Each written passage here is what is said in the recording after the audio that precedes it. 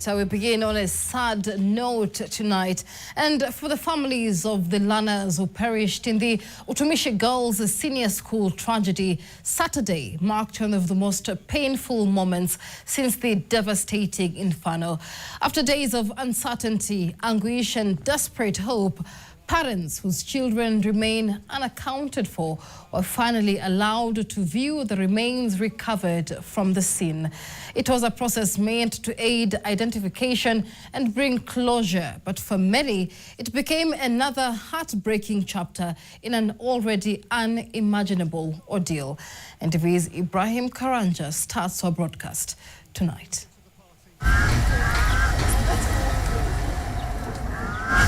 One after another, each of the 16 families walked into a room carrying what little hope they had left, only to confront what may be the darkest moment of their lives.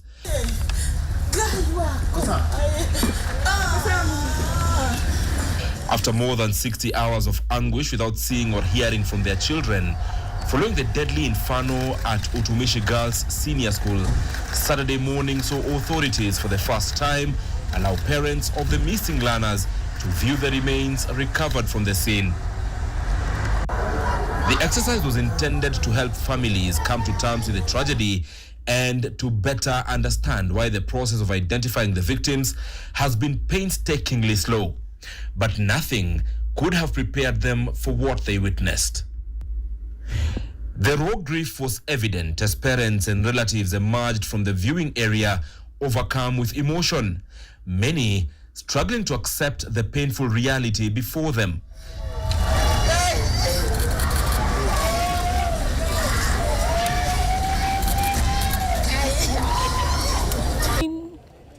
Is beyond explanation.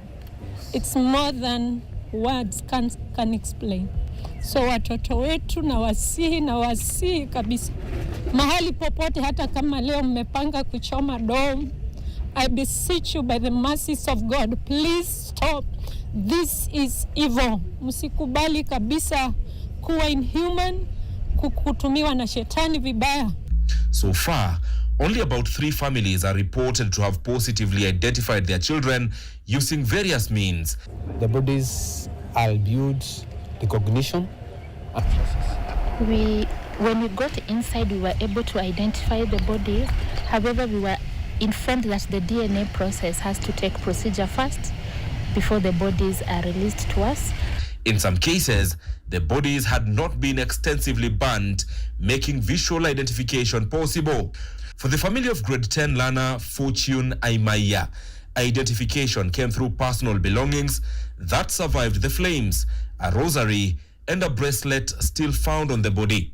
The family of Zuhura Rahma also says they were able to identify their daughter.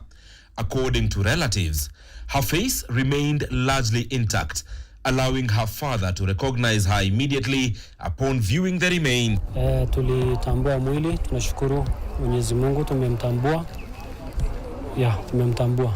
Now, as members of the Islamic faith, the family is appealing for the immediate release of her body to allow for burial in accordance with religious traditions. Hiyo itakuwa nzito sana kwetu. Tungeomba zaidi kwa heshima na unyenyekevu, kama DNA itatokea, majibu itatokea na mwili ya msichana tumetambua, tupewe tuzike haraka. The family of Nicole Michelle also confirmed that they identified their daughter among the victims. Immediately after the viewing exercise, a team of pathologists commenced postmortem examinations aimed at establishing the exact causes of death. As investigations continue, the affected families have nominated representatives to a funeral preparation committee chaired by Nakuru County Commissioner Leaford Kibara to coordinate burial arrangements for the victims. For families shattered by loss, the difficult journey toward closure has only just begun. It is one reprieve to finally be allowed to view the bodies after more than 2 days of anguish.